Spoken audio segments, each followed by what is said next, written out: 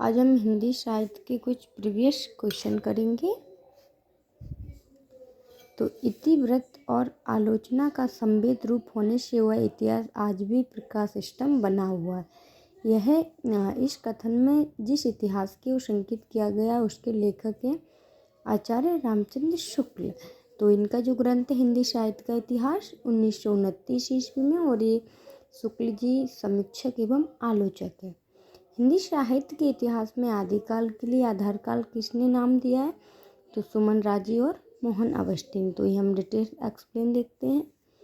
चरण काल का जॉर्ज ग्रियर्सन ने, आरंभिक काल मिश्र बंधुओं ने, बीज वपन काल का है महावीर प्रसाद द्विवेदी ने, वीरगाथा काल रामचंद्र शुक्ल ने, सिद्ध सामंत काल राहुल शंकरत्यायन ने, वीर काल का है विश्वनाथ प्रसाद मिश्र ने, संधि एवं चारण काल रामकुमार वर्मा, आदिकाल हजारी प्रसाद द्विवेदी और आधार काल सुमन राजे मोहन अवस्थी, और जय काल का है रमाशंकर शुक्ल रसाल ने।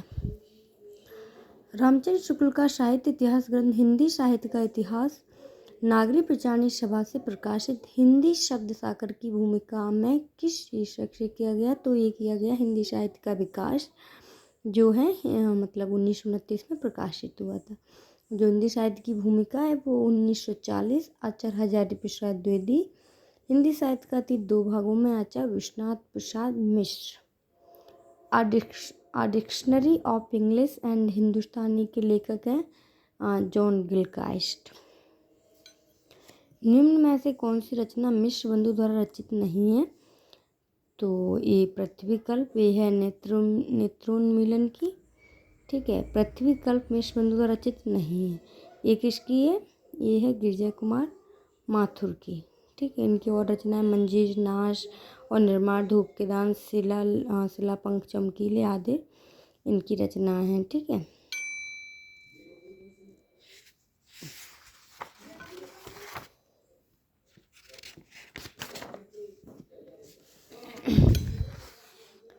एशियाटिक सोसाइटी ऑफ बंगाल की पत्रिका के विशेषांक के रूप में निकलने वाला हिंदी साहित्य का इतिहास कौन सा है? तो ये दी modern vernacular literature of Hindustan कब प्रकाशित हुआ? 1888 में।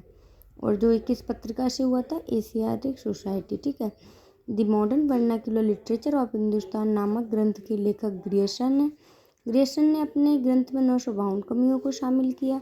डॉक्टर किशोरीलाल गुप्त ने दी मॉडर्न वर्नाकुलर लिटरेचर ऑफ का हिंदी अनुवाद किस नाम से किया है? तो हिंदी साहित्य का प्रथम इतिहास है। ठीक है, इसका समय 1957। हिंदी काव्यधारा के संग्रहकर्ता साहित्यकार का नाम क्या है? तो ये महापंडित राहुल शंकरत्यायन। इन्हें यात्रा साहित्य का पितामह कहा जाता है। इनकी प्रमुख यात्रा साहित्य मेरी लद्दाख यात्रा, मेरी चीन यात्रा, किन्नर देश में चीन में क्या देखा और रूस में 25 दिन।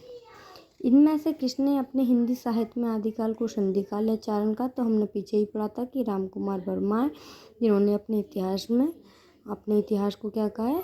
संधि और चारण काल। हिंदी साहित्य का वैज्ञानिक इतिहास के लेखक है, तो ये है वैज्ञानिक कौन है? गणपति चंद्र गुप्त, जो 2 भागों में हुआ 1965 में।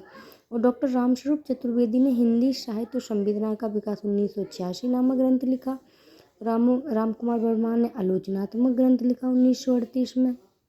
नामवर सिंह ने आधुनिक साहित्य की प्रवृत्तियाँ, दूसरी परंपरा की खोज और आलोचक के रूप में जैसी महत्वपूर्ण आलोचनात्मक कृतियों की रचना की।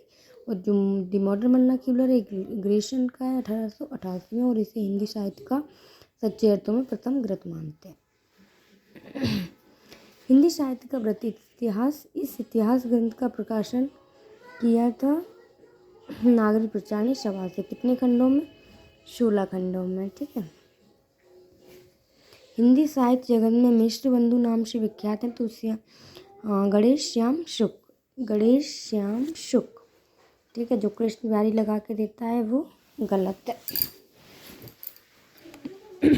मिश्र बंधु ने रीतिकाल को नाम क्या दिया? तो मिश्र बंधु ने रीतिकाल को अलंकृत काल कहा है।